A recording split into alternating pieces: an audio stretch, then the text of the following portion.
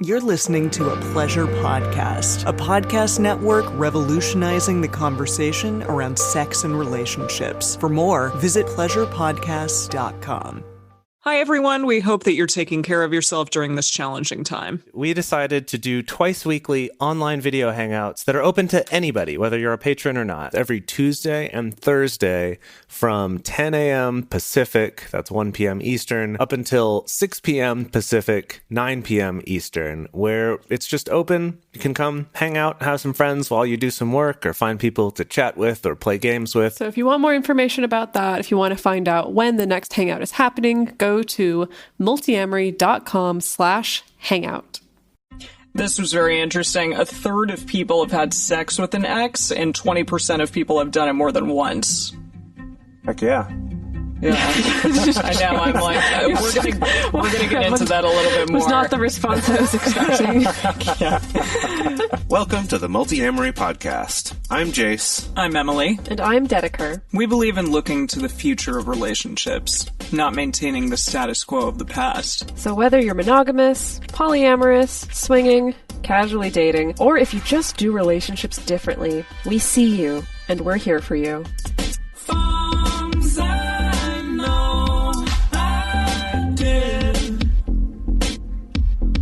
Forcing me to form myself to fit. On this episode of the Multiamory podcast, we're talking about decoupling with intention. It has been quite a while since we've had an exclusively breakup-focused episode, and right now, as the world continues to be ever-changing and unpredictable, so are our relationships. And so today we're going to discuss intentionally breaking up, separating, de-escalating, whatever you want to call it. We're going to talk about what steps might need to be taken to transition your life out of that relationship in a healthy way, how the transition may affect your other relationships if you have those, and the pros and cons and maybe some ways to evaluate the merits of trying to stay friends or not after a breakup. So I feel like we're coming full circle today a little bit. Like back in March, April, we had an episode talking about how to intentionally live with a partner if you're sort of thrust into a partnered situation. Right. And now that things are kind of changing, not necessarily in every part of the world are things getting better with the coronavirus, but in some parts they are, and perhaps people are starting to leave the relationships that they got into during this time. So we wanted to talk about that just because we've seen it happen a little bit here and there on our Facebook group and heard people talking about kind of de-escalating their relationships or leaving relationships. So I'm glad that we're getting to discuss intentionally breaking up today because it's nice. It's a nice idea to like intentionally do so.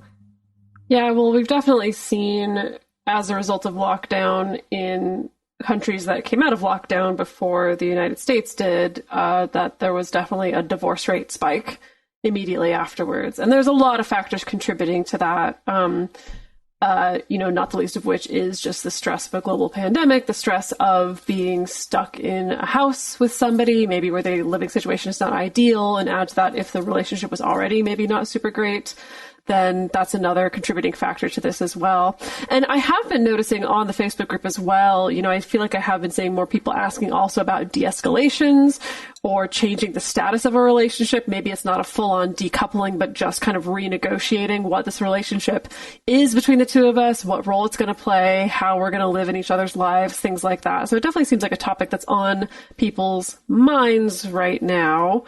And hard to do with some intentionality sometimes. Definitely. Yeah, I still think probably the best decoupling experience that I have ever had was with you, Jace. Even though, that's not to say that it wasn't challenging, because it definitely was. But I think we tried to do it with intention, and we tried to do it with, love and care for one another.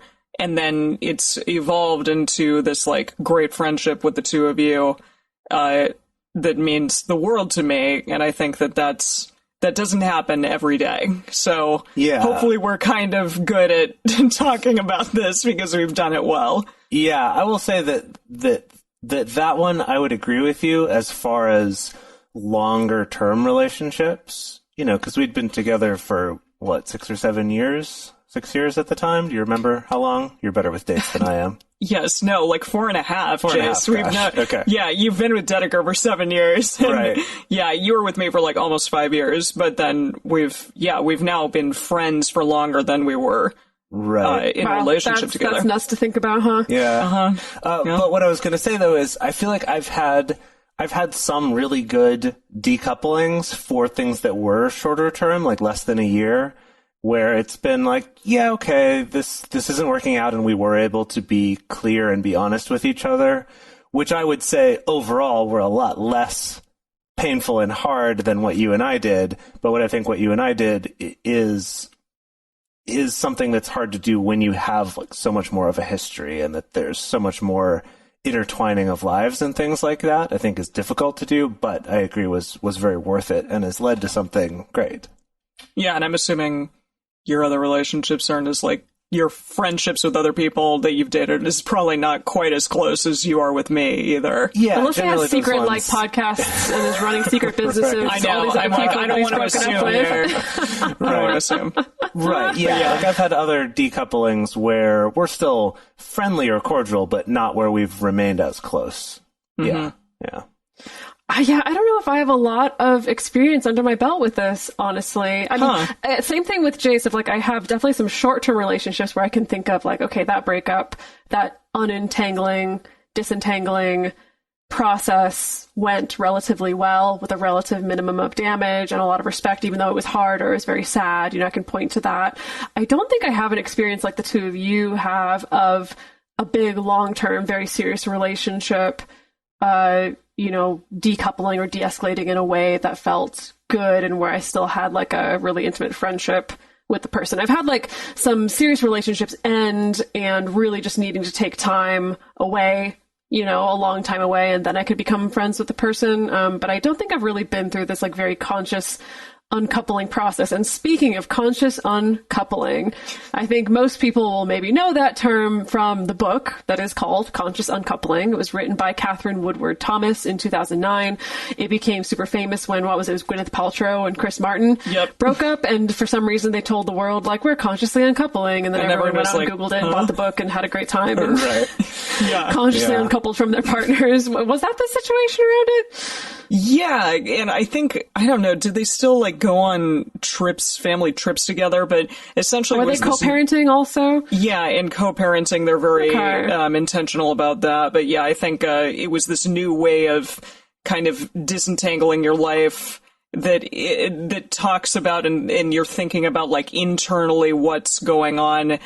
Where your grievances lie and the relationship, like what you have to do with it in a way that's maybe a little bit different than a lot of breakups are, where it's very like you versus them. Instead, it's a little bit more inward, which is kind of cool. I appreciate that.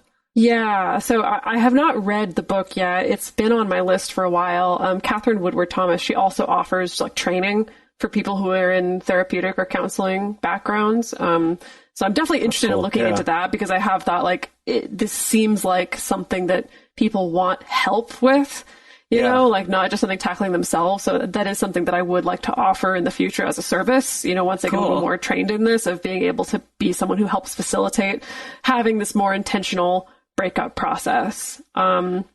I never thought that I would say that I want to be there when people break up, but here I am. Well, it's pretty impressive. Anyway, so for the purposes of this episode, we're going to be using both uncoupling and decoupling, I guess kind of almost basically to mean one and the same, of this intentional breaking up process. Yeah, so, okay. Do we have, we talked about the big one between me and Jace, do we have any stories of uncoupling that were like not good between partners? Oh yeah, plenty. How long we want to record this podcast episode for, huh? We want to just do like a marathon 5-hour episode? You want to hear all the ins and outs? Boy. But not all of them, but like the first one that comes to your mind. Well, okay, can I actually start with a good story? Oh, sure, please. Because I feel like I got more bad stories than good ones, honestly. More times that I decoupled poorly than when it happened really well.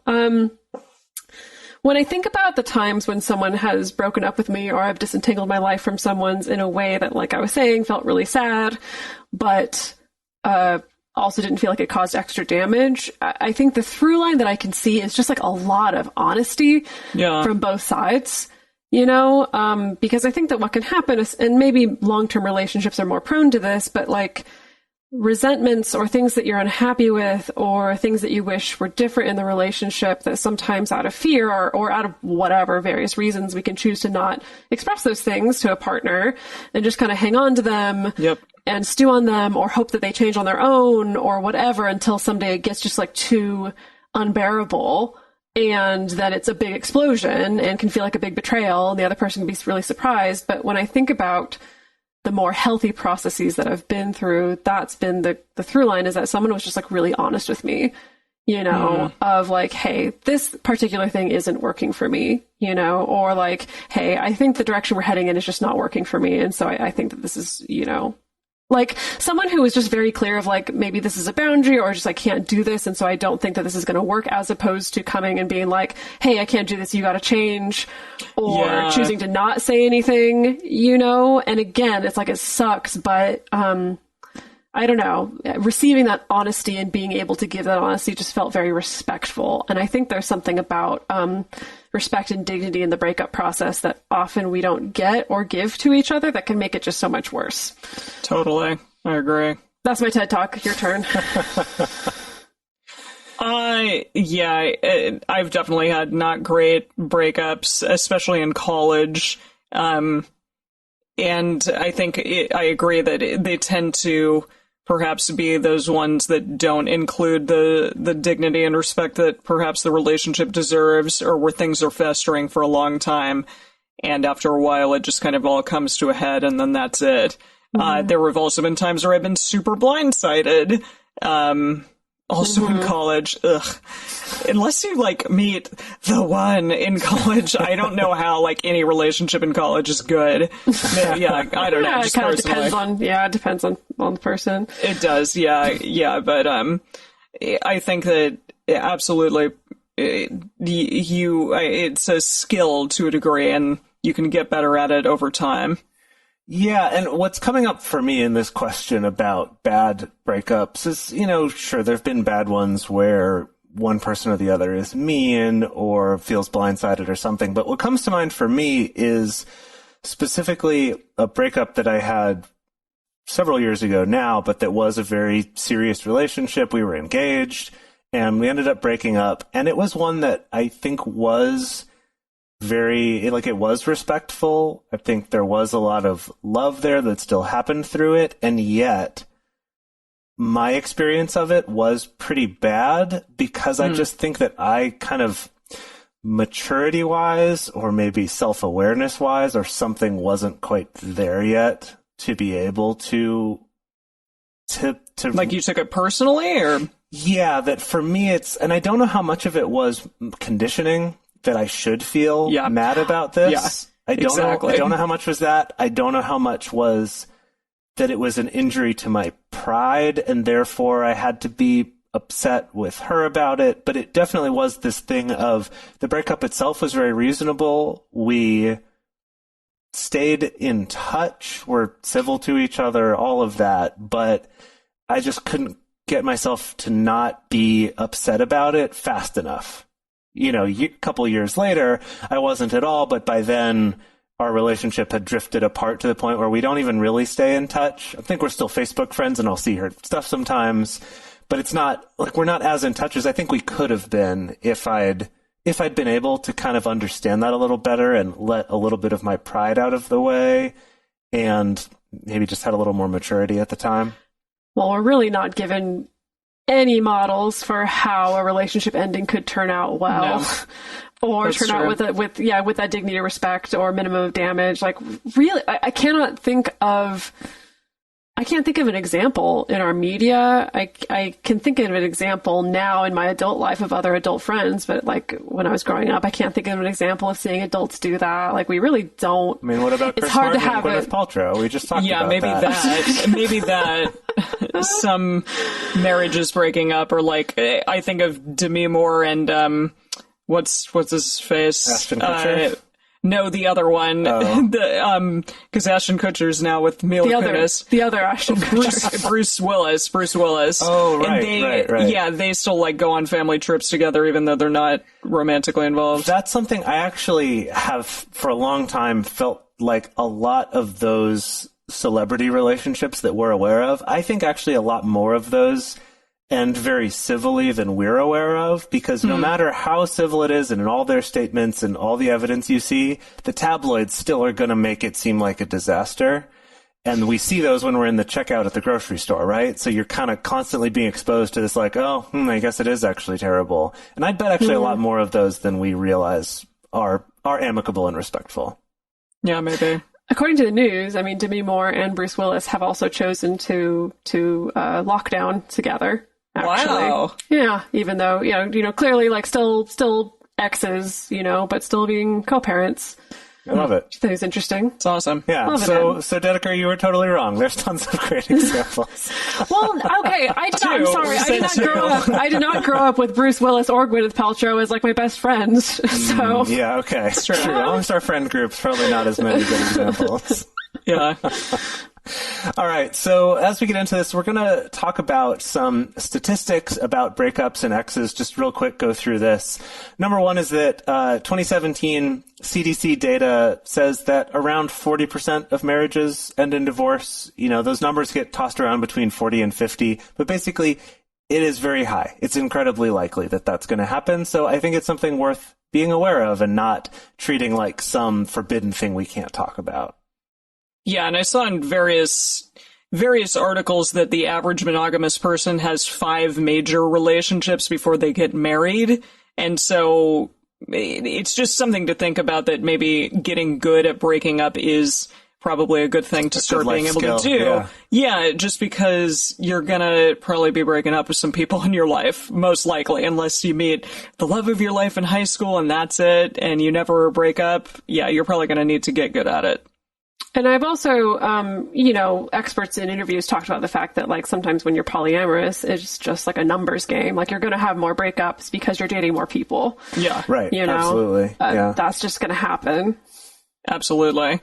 So, okay, 2013, there was a study in couple family psychology that said the most commonly reported major contributors to divorce were lack of commitment, infidelity, and conflict or arguing. And then the most common final straw reasons were also infidelity, domestic violence, and substance abuse. Right. So we kind of getting these two different levels of like, it sounds like the most common kind of overtime situation. Well, all of these can be overtime, I suppose, but it's interesting that they distinguish with like the quote unquote final straw reasons for people leaving. Right.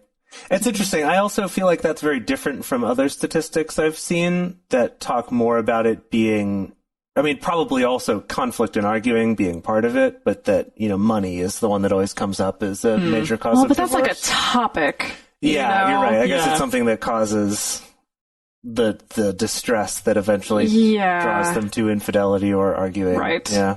Yeah, potentially, yeah.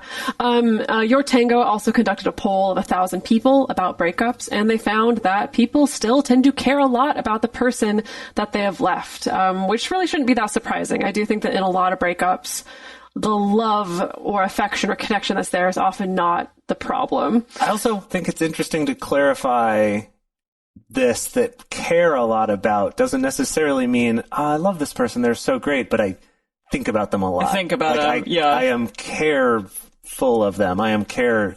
Do you know what I mean? I care about what's happening. Yeah. I think that's a distinction worth them. making, that this isn't clear which type of caring it is.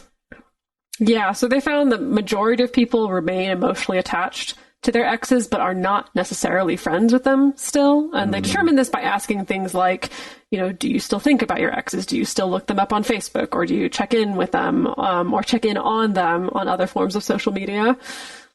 This was very interesting. 1/3 of people have had sex with an ex, and 20% of people have done it more than once.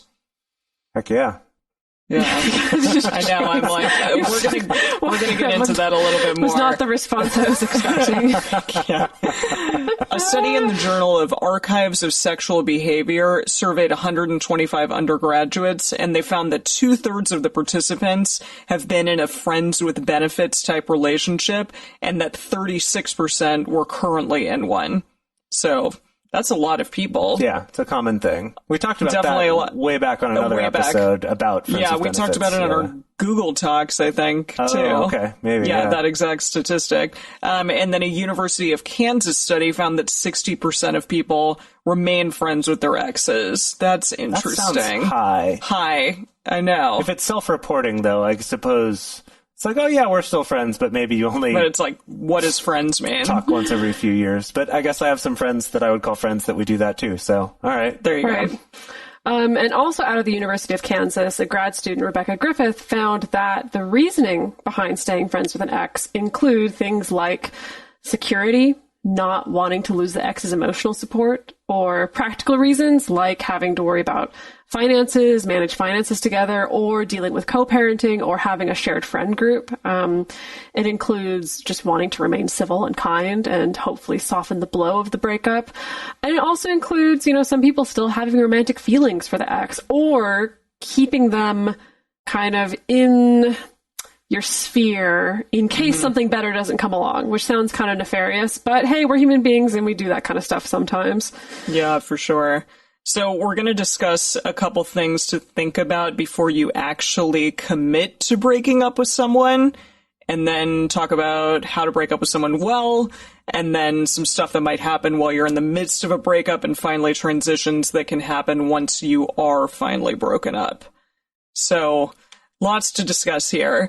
And before you break up with someone, or if you feel like, hey, this is possibly coming, I feel like my partner and I are not really jiving here, we're not doing as well as we possibly can be, there are a couple things to think about. So, poly.land, which is Paige Turner's site, it's really great. I highly recommend checking it out. There are so many amazing articles on there. But she had an article discussing breakups with your partner and speaking about how you want to be broken up with at the beginning of a relationship. This is really interesting to me because it tends to kind of set the scene okay, we think that maybe this is going to happen at some point.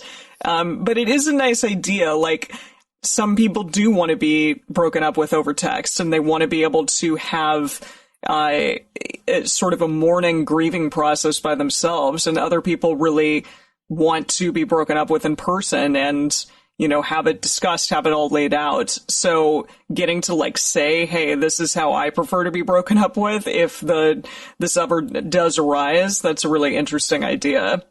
Yeah, I recently listened to a TED Talk by a divorce lawyer that was specifically about, how we could be possibly benefited by thinking about creating our marriages or creating our relationships through the lens of how it is that they're going to end. And of course, because she was a divorce lawyer, that was more about, things like how are we going to think about particular financial resources or tangible properties as we're signing, a mortgage agreement or something like that, as well as thinking about when I choose to sacrifice on my dreams for a couple years so that you can pursue your dreams, am I kind of doing this because I'm expecting that there's going to be that exchange in a couple years or things like that, how's that going to feel when I'm ending the relationship, if I'm ending the relationship? So there is definitely, I think, some value to thinking about your relationships through the lens of how they might end.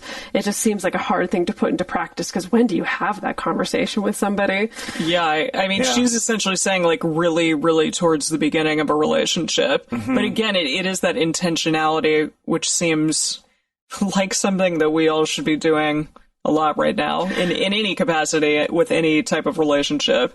Well, I don't know. It's occurring to me that it seems like maybe a good transition into getting that information or sharing that information is for the two of you in your relationship to have a conversation, kind of like what we're having, of the times that we were broken up with when it was really shitty, or the times where it actually felt less shitty, you know? And sometimes Yeah. that can be a way of kind of easing into that conversation, I imagine, of it being about the past instead of it being about like, let's make our breakup plan. Absolutely. You know, maybe eventually you'll get there, but really interesting. Paige also talks about how if you are non-monogamous, that dating multiple people can give you the opportunity to see how your partner handles breakups with other people, and vice versa, right? That I know that for me, being polyamorous has been, I think I've learned so much more during that time than in the equivalent amount of time before that being monogamous, because it's given me the ability to not only observe more of my own startings and endings of relationships, but also to see my partners go through those. And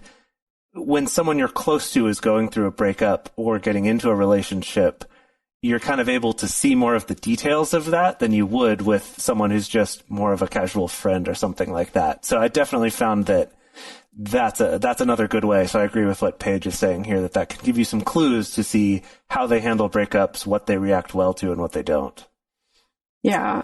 So something else to think about before pulling the ripcord or before taking actions toward uncoupling or breaking up with someone in some way, is to bear in mind just the context that we're all in right now, that our brains try to find control even in situations where we don't have a lot of control, like a pandemic. So our brains have this defense mechanism known as displacement that helps us try to gain a better sense of control over the world. So as in, we can displace or project emotions that we have naturally arising from the state of the world, like frustration or anxiety or annoyance or a loss of control or safety. And we can kind of project those onto what's in front of us, which can be our relationship or our partner or our house or our kids or things like that. You know, I definitely know what I noticed about myself very early on in lockdown was, I don't know, just definitely this phenomenon of like the world feeling like it's shrinking. And so when the world feels like it's shrinking, suddenly the problems, what were small problems, feel a lot bigger. It's almost kind of like this big fish, small pond kind of situation, that when you make the pond something a lot smaller, the tiny fish looks a lot bigger comparatively. And so I know for myself, it was definitely a lot of like projecting onto my partner the issues that I often had. Never to the point of like, I need to leave this relationship. But that's definitely something that I was really subject to as well. And so I think this is just to let you know, like, it's okay to take a pause and take a minute to kind of check yourself, you know, check if any irritability or frustration or feeling out of control is occurring really because of your partner or the relationship, or if it's related to bigger things as well. Yeah. Not again, and I mean, if sometimes you just have that gut feeling and you know that it's time to get out, so it's not to cast any doubt on that, but just that it's okay to take your time to sort through those things for yourself. Right. So that's kind of the other side, is that potentially being forced to be in closer quarters with someone or being forced to be long distance with someone, maybe this is highlighting some incompatibility issues that the two of you have had, but haven't been able to see so clearly yet. And in those cases, yes, this could be a good time to see, okay, I'm glad I learned this now, and we can break up. So Psychology Today suggested writing out your thoughts regarding the dissatisfaction and then trying to start having gentle conversations with your partner about them during the breakup, like as part of the breakup, writing it down so that it's clearer in your head, so you're not sort of put on the spot and have that panic of like, I can't answer your questions, I don't know how. I think that's a really great place to start, and I've never done that in a breakup before, but Write stuff I do down? find... Yeah, I do find so I've done often. it a bunch. Yeah. Really, yeah, I think that's such a good idea, just because Even just for serious talks, not even just yeah. breakups, but like I have to write it down, or I'm going to have the conversation, think it's done, and then the next day be like, ah, shit, there was one other thing, and now how do I have to do that again? And it kind of, I mean, not necessarily, but it can take the like intense emotionality out of it that sometimes happens in the moment, and then all of a sudden you're saying the wrong thing. Instead, it can be like, here, I wrote this out, I really like composed my thoughts well, and then you're able to say it hopefully more compassionately. Another thing that we talked about earlier is that honesty is a very good thing to have when breaking up, but brutality, I would say, is not. Don't be an asshole here. Be as kind as you can while breaking up, and let your partner really know what the relationship did mean to you and your appreciation for it, while also being clear that, like, however this is, I do feel like I need to step away from this. Another thing that I found was to not drag out the breakup. I know that a lot of people may sort of try to do it in chunks, or like, hey, I need to have a talk with you, and maybe allude to that being a possibility, but not actually do it for another week or something along those lines. And from what I've seen, clean breaks are sort of the best, like rip the Band-Aid off, as opposed to sort of stringing your partner along. Yeah, and I would say also just along with that is the whole, like, we need to talk, let's do it in a week, is rough. That's a rough thing to put someone through. No, that's a lot of anxiety. No, thank you. I've been there and it sucks. I did want to say, in case we hadn't mentioned it before, just that with all of this is assuming that the two of you are fairly respectful of each other, that this is a safe relationship, and that this is one that you do want to do your best to have this more conscious, intentional uncoupling. If this is something where you just got to cut and run, just cut and run. Ignore all of what we just said and just, like, get out of there. If it's that point, right, where it's just awful and you just need to leave, do that. That this is sort of assuming that this is a relationship that you think you can have this type of breakup. Yeah. And I think in the interest of keeping things clean, of maintaining as much respect and dignity as you possibly can, it's important to also not jump into being your ex-partner's sole support system for the breakup itself, or vice versa. Don't make them your sole support system for going through this breakup. And I know it's so easy for us to fall into it because you have the history and you know each other, and sometimes it can feel like, well, they're the only person who actually knows what I'm going through. And so let's, have 1,600 closure conversations like we talked about in our episode a couple weeks ago. Reach out to friends, to family, to professionals, someone that you trust, instead of number one choice is we turn toward each other to work through the pain of breaking up. Okay. So these are only just a couple of things to get you started. There's a lot of resources out there as well for talking about, ways to keep this uncoupling or de-escalating process very clean and clear and intentional. We're going to be rolling along talking about some things to consider that might happen while you're in the midst of this decoupling process, as well as the transitions that may happen once you're finally broken up. But first, we're going to take a moment to talk about this week's sponsors.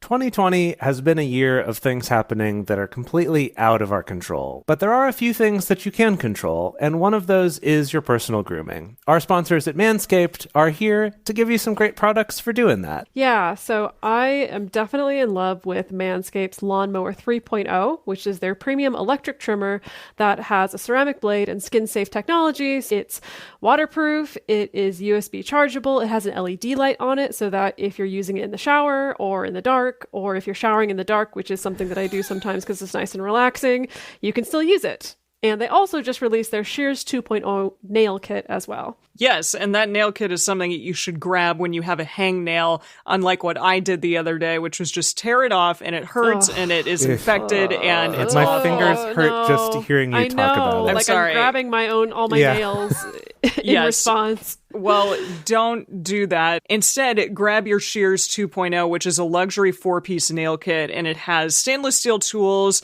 including tweezers, round-pointed scissors, fingernail clippers, which would have come really in handy the other day, and a medium grit nail file. So you can do things like trim your nails, trim your eyebrows, pluck your eyebrows, which I've been doing because I don't have my eyebrow lady to go to right now. So yeah, you can do all of that fun stuff and not get terrible, horrible hangnails like I have. And if you want to check this out and support this show, you can go to manscape.com and get 20% off and free shipping by using promo code MULTI at checkout. That's 20% off, free shipping at manscape.com. Just use promo code MULTI at checkout. And for this week, we want to tell you about our sponsor, adamandeve.com. That's adamandeve.com. They are a website where you can get anything from pornography or sex toys or condoms or lubricant or sexy outfits. Or there's also sexual furniture on Adam and Eve. I'm just now diving into their sexual furniture selection, and it like is the little, what are they? The pillows? The Liberator, but it's not just Liberator? Like the That's a wedge specific pillow brand. thing. Oh, Yeah. that's what that is. Okay. Yeah. But even way beyond that, it's Like the a sky's the limit sexual here. ottoman, or like what Like are we? there's definitely some sexual ottomans here. There's Whoa. definitely some like pillows where you can mount all Ooh. kinds of Oh, I toys see. into them. Like there's a lot of oh. options. Oh, okay. Straps, Wow. straps and rigging and all kinds of stuff. Okay, well, That's there's all really sorts exciting. of fun things to explore at adamandeve.com. And if you want to check out some of those things, you can get 50% off of almost any item in the store. Plus, you get a free gift and free shipping on your whole order by using our promo code, which is MULTI, MULTI. You can use that at checkout. Be sure you check the boxes when you're doing the checkout to make sure that you get the promos that code gets you. But that includes 50% off of almost any item, and the code is reusable. It's not just for first-time customers, so you can reuse this code again anytime you want to get some new sex toys or some sexual furniture, like Dedeker's ordering right now. I think I see her placing an order. Yeah, just go to town. Yeah. Really.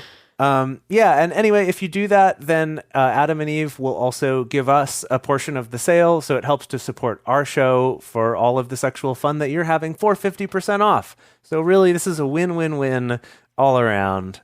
So again, you can go to adamandeve.com adamandeve.com, and then use our promo code MULTI, MULTI, at checkout.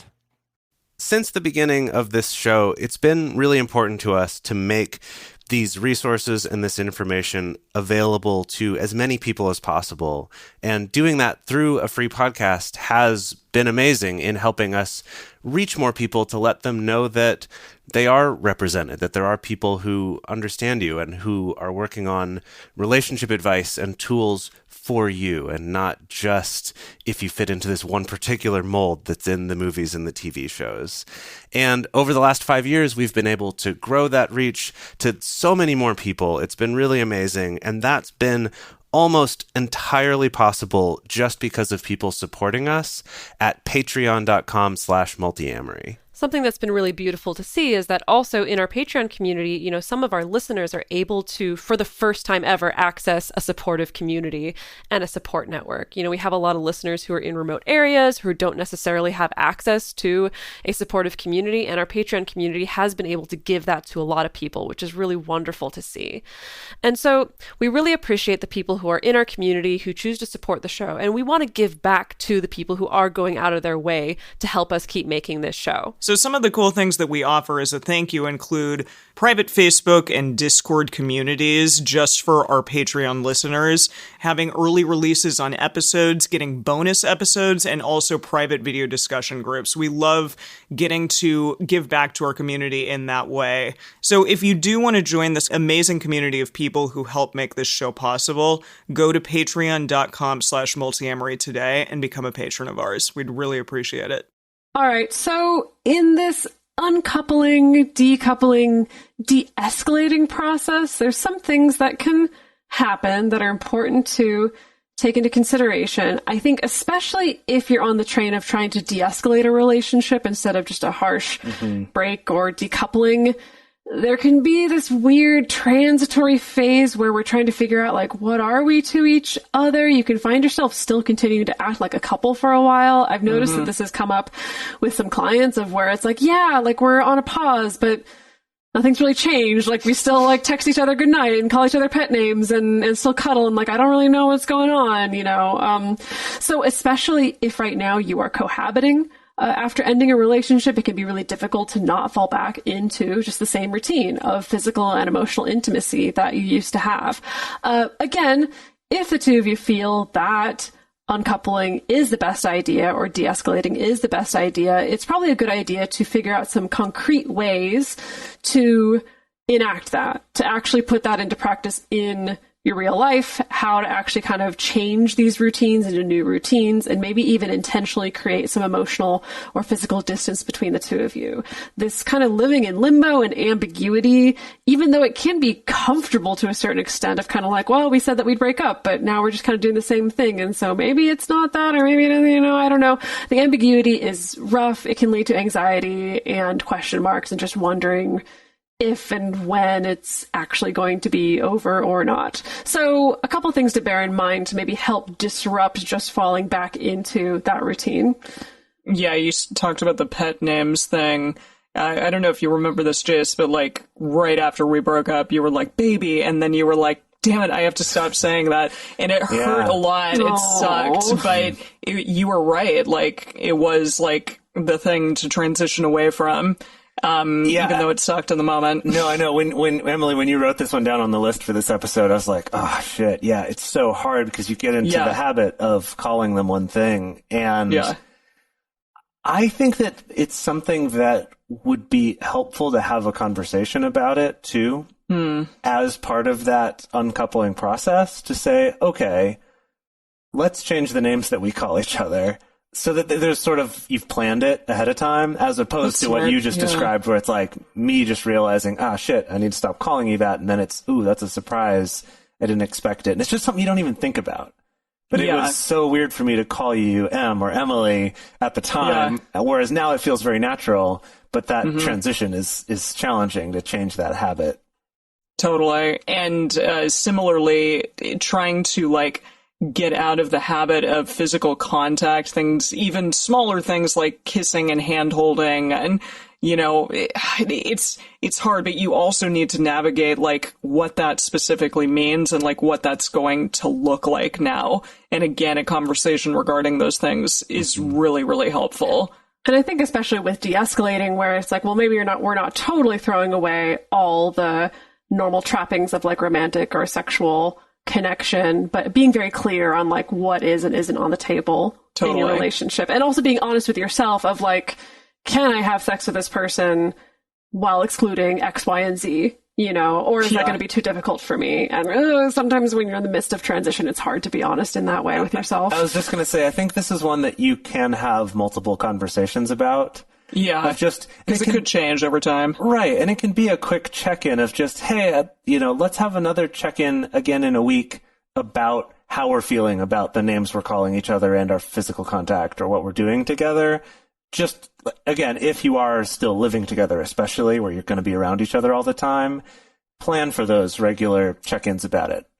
So like we said, don't make the breakup stretch out, but it is okay to check in during that transitioning process. I think that for Emily and myself, recording a podcast together every week was something that kind of forced us to be in that situation of talking about relationships in more of an abstract. And so I think that can be really helpful in this case. Yeah, so just, create a podcast with your ex, and you'll be fine. No problem. Which Jace has secretly been doing this entire time with every single ex, is just going on to create secret podcasts. I have so many podcasts you don't know Wouldn't about. that be ridiculous, Stonegar? Jeez. It's the only coping mechanism he knows. I know. Good God. And another thing is to maybe don't attend events together, like as each other's plus one or plus whatever. At least not right away. At least not right away. Yeah, give each other like some space and time. Yeah. One of the articles that I read discussed going to a wedding, and that like they had booked going, to a beautiful hotel and stuff together, and then they broke up before the wedding, and she decided, hey, I'm not going to go because you're the best man, and I'm going to give you that week and that weekend as opposed to me going and you being reminded of the fact that we just broke up. So I think that is another good way to like be respectful and create a little bit of distance during this sort of tumultuous time. Yeah, and I would say that was something that Emily, you and I went to some events fairly early on that we had booked beforehand or whatever, and it was tough. It was hard and a little awkward. And then at about how long was it? 6 month mark. Yeah. We went to something together that we had booked, and then it was finally like, oh, this is fine now. But in that interim, it was hard, and it was better for us to just kind of have some space to reestablish how we are and who we are. Yeah. So next one on our list here is if you're in a monogamous relationship, especially, but even if you're not, now is not the time to get all jealous and territorial about who they're dating or who they're hanging out with or seeing. It's just, that's That's not your job. That's not your role. And that's not going to help you or them if that's where you start going with this. And I know that's so much easier said than done, but really just remind yourself that's not my place. I'm also going to clarify, it's okay to feel jealous. Sure. Like, your feelings are not wrong or bad. That's totally Yeah. understandable for that to come up. But acting on that might be problematic at this time. Yes, not trying to clearly or passive aggressively say things to them about that or accuse them about it or whatever. It's just not the time. You're not going to help anyone. That's not your job anymore. It never was. It never was. It was never your job, and it's still not now. Never There we your go. job. And then if you are still living together, see if you can find ways to have your own space. And I know that that's not a luxury that everyone has, of literally being able to sleep in separate rooms even, or something like that, depending on your situation. But finding ways to have your own space as much as possible through the day. Let that be something that you can negotiate about and try to figure out. And if you're still falling into these patterns, you're still carrying on like a couple, it is okay to ask yourselves, okay, are we actually broken up? Is this something we really want? Is it the best decision for us or not? You know, this can be a cue of like, okay, we need to have just a more serious check-in conversation about this. And sometimes you do find that, at least I've definitely witnessed that sometimes once the task of needing to save the relationship is off the table, that sometimes you can have much more honest conversations with people once that pressure is off. Like all the time I see it with clients of like, if they finally break up with someone and then for the first time they can finally just have an honest conversation about how they're really feeling. And then sometimes that prompts getting back together, or sometimes it just prompts being much more clear of like what they need in order to actually kind of uncouple more effectively. But yeah, that could be a cue that like maybe we just need to have a more specific check-in about this. Yeah. Yeah. So this breakup, this uncoupling, this transitional phase, it can be tough on the other people in your life as well. It's not just affecting like the two people that are going through it, but also other partners, friends, family. I know that I am notorious for talking about my ex with like my mom over and over again for like months. And my mom has just eventually been like, okay, we're not, like, you're done now. Right. Like, we're not going to do this anymore. So maybe understand, at least have it in the back of your head, that this can be a challenging time for everyone involved. So if you are feeling a lot of negative energy, negative emotions, try your best. And it's understandable if you do a bit. And even if you have like an evening where, hey, I just got to get it all out on the table, but try not to bring this like uber negative energy into your other relationships, especially if you're non-monogamous, but your friends, your family, any of the above. Yeah. And again, I mean, not that anyone's expecting you to just keep these things totally compartmentalized, but I think it's more along the lines of like taking this out on other partners. Right, You know, it's like of course, you can there's going to seek be some ripple. Yeah, like seek support, Yeah. but don't take it out on them. I think maybe that's the distinction to make. Yeah.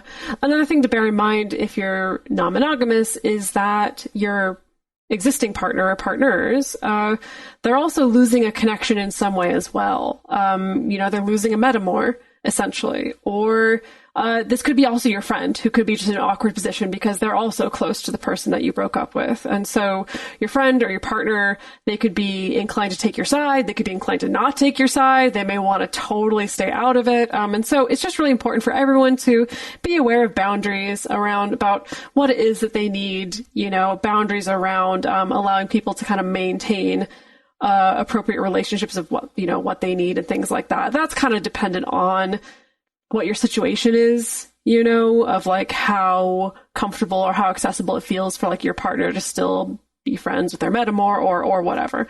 Or you may break up and your partner's just like overjoyed because they hated that metamor. That happens too. That's true. That's true. So like Emily was saying about don't take it out on the people close to you. Also, try not to make it the only thing you ever talk about for weeks on end. Definitely done that. You know, allow time for those people who are close to you to console you. And like, absolutely lean on them for support. Having a support network is huge. It's important for dealing with any kind of grief. So yes, absolutely take advantage of that. But also be sure that you are being a good friend slash partner slash family member who's also there for them. And you're invested in your time with them, whether that's your date time with them or it's family time or just hanging out with your friends. And you could go back and listen to episode 284, where we talked about transitioning between different parts of your life. That in this, like transitioning from the I need support, I'm upset, I'm grieving, to okay, now I'm in the zone for hanging out with my friend or being on this date. Yeah. And it's also possible that it may not be difficult for you to transition between, dealing with the pain and grief of dealing with this breakup and then shifting gears when you're with another partner or with a particular partner. Yeah, remember that grieving in general is different for everybody. And for some people, it's easier to make those seamless transitions.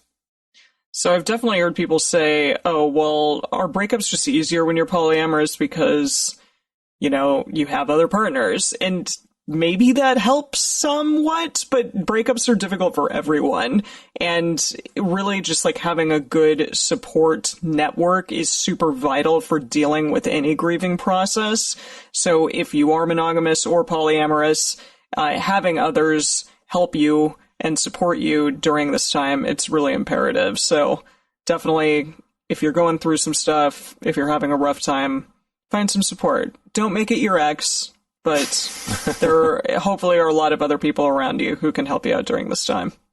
All right, so then we can talk about the age-old question of how do you friend with ex after uncouple? How indeed. How indeed do you? Can you friend? Should you friend? Will you friend? When will you friend? These are the important questions. Of course, lots of opinions floating around out there. I definitely heard some people say it's totally inappropriate to be friends with an ex, or people say they just have no desire whatsoever to be friendly with an ex. I've definitely been there for sure. We found that Terry Conley did their PhD research at the University of Michigan in their stigmatized sexualities lab, and they found that more polyamorous people are friends with their exes than monogamous people. That doesn't surprise me, really. No. Yeah, a couple contributing factors to that, just if I were to guess, one of them being that often it's these very tight-knit, sometimes incestuous communities where sometimes you're kind of forced to have to be on good terms with somebody for better or worse. Exactly. It's that. They've found that in LGBTQ communities as well, that it's sort of a much more tight-knit, smaller group. So you're probably going to be around the same people fairly frequently, and you just kind of gotta learn to get along. Right. Like there's more motivation to just figure it out. Yeah. Yeah. That makes sense. It seems like it's also kind of tied to just the general non-monogamous or polyamorous value system as well. Maybe that's because people are more open to exploring things like de-escalation, where it's not necessarily this binary black and white, either we're in a relationship or we're not, where it's maybe more accessible to be able to kind of make that transition. I have seen that backfire a little bit in that some people in the polyamorous community feel bad if they don't want to be friends with an ex. And, I definitely want to reassure people that you don't have to feel bad about that. That's okay, too. And we don't want to ever create a situation where someone's feeling pressure to be friends with an ex that they don't want to, because that's not nice. That's really not nice. So if you do have an interest in maintaining a friendship after the uncoupling, and your former partner is also interested as well, that's very important that this is kind of a mutual interest that the two of you have.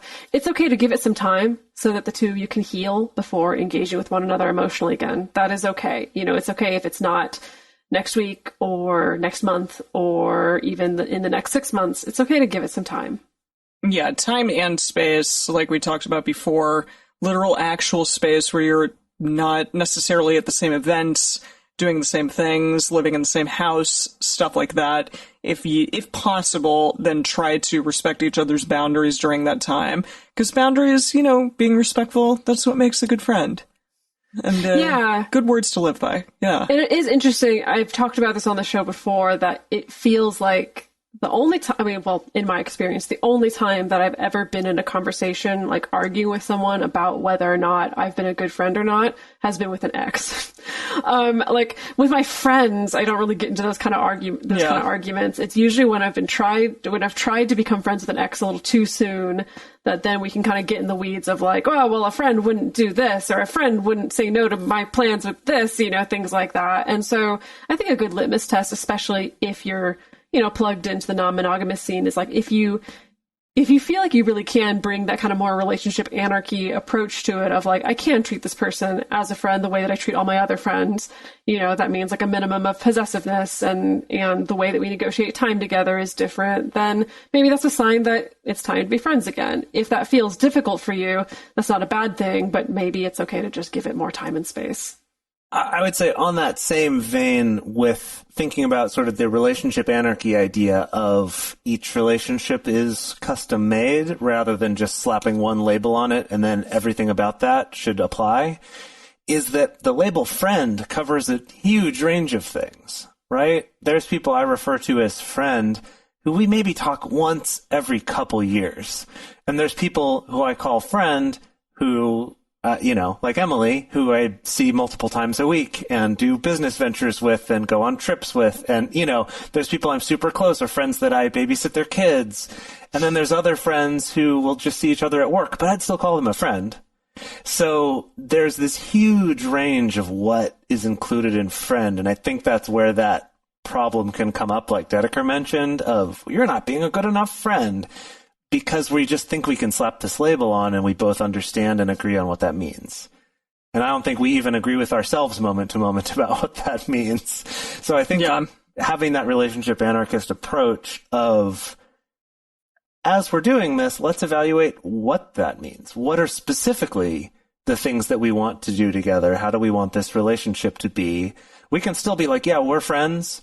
We'll check in maybe once a week or once a month or however often feels comfortable for you. And then we'll just take it from there. And we'll be friendly to each other.